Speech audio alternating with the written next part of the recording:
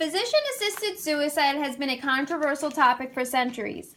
Disabilities used to be defined as a moral failing, according to the moral model of disability, and connected disabilities to sin and evil. Today, many feel disabilities is a disadvantage to overcome. However, disability activist groups have taken a strong stance against the current portrayal of their lives. They strongly oppose physician-assisted suicide for individuals with a disability because it further instills the idea that a life with a disability isn't worth living. Many activist groups have been disgusted with Hollywood's portrayal of disabilities in the new movie Me Before You. Once again, the media has depicted their lives as being invaluable. The main character in the movie had everything going for him: financial resources, a loving family, good looks, and plenty of friends. The only thing standing in his way was his disability. People with disabilities continue to feel misrepresented and misunderstood. David Rivlin had become quadriplegic at the age of 20 years old during a swimming accident. In 1989, he petitioned to the courts to have the right to physician-assisted suicide. David expressed how it wasn't his disability that imprisoned him, but society itself. He explained how reporters were more worried about using frightening language which just created fear and pity around his disability. People magazine wrote the following about David. Nothing could tune out the sound that symbolized his ultimate imprisonment. The incessant whir of a respirator sitting on a chipped wooden nightstand close enough to allow its hose to reach through the hole in his throat. Most of this statement was medically inaccurate and misleading to its readers. The hole in his throat was a tracheotomy, but the language they used made it seem much more gruesome. People magazine also described his disability as imprisoning him and had reduced him to a cruel semblance of life. However, it wasn't his disability that made him feel trapped, but it was the system he was forced to live in that alienated him. At one point in David's life, he had hoped to get married and have children, but due to lack of resources, he eventually gave up on that dream. David thought of himself as being a burden, but no one ever asked him what he meant by being a burden, not even the doctor who eventually assisted him in his death. Reporters would write about David to tug at readers' hearts, even though most of the information wasn't portraying the real problem. Society isolated David, as they do with many individuals with disabilities, and he was forced into a nursing home to be further segregated. When he realized he would spend the rest of his life institutionalized, he decided he wanted the assistance of a doctor in his suicide. It was society and government policies that made death an option, not his disability. David is one of thousands who have felt this way.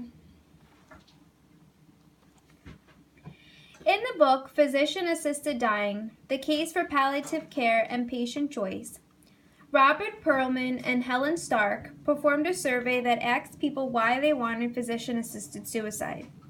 They identified 9 factors as to why people made that decision. They didn't account for each factor alone, but as an interaction with each other.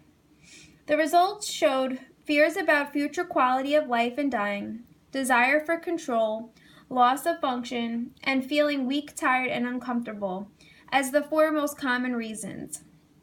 Disability activist groups feel individuals need to live in a society that addresses these issues, rather than solving the problem by giving the person the right to suicide.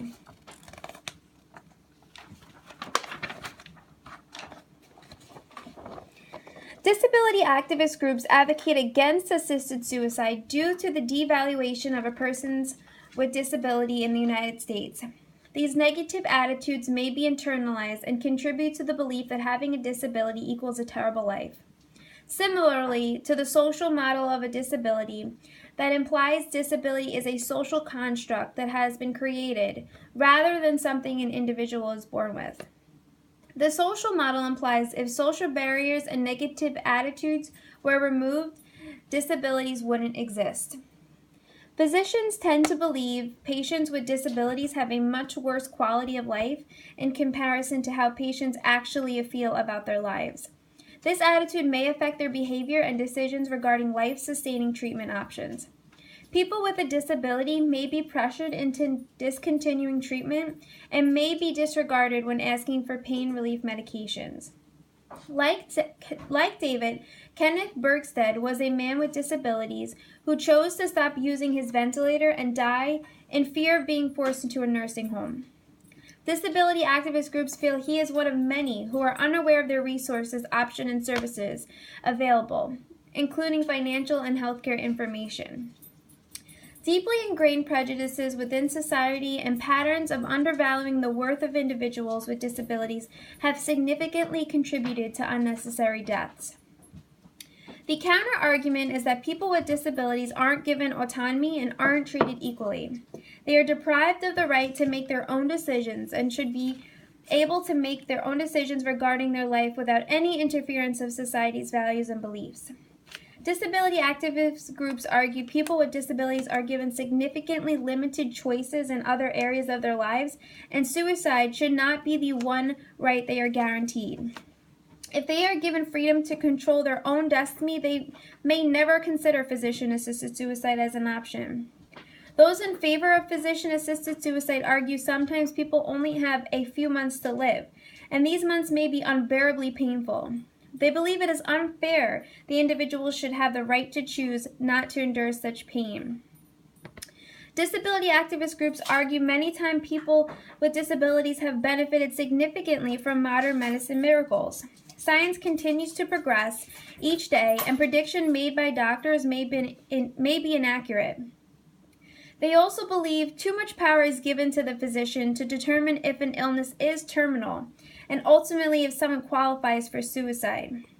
Many people with disabilities are told by physicians that their illness was only going to get worse with time. However, there are many incidences where doctors were wrong. The medical model of disabilities views people in need of a cure. Because this model views people as being sick, the expectation is that they must get well. The person may internalize this expectation and begin to feel they should be acting sick or impaired. They also may be excused from responsibilities and social activities, which may further segregate them. Disability activist groups argue assisted suicide is going to be abused to save money and ultimately end somebody's life too soon. Even if one unnecessary death occurs, that is still one too many.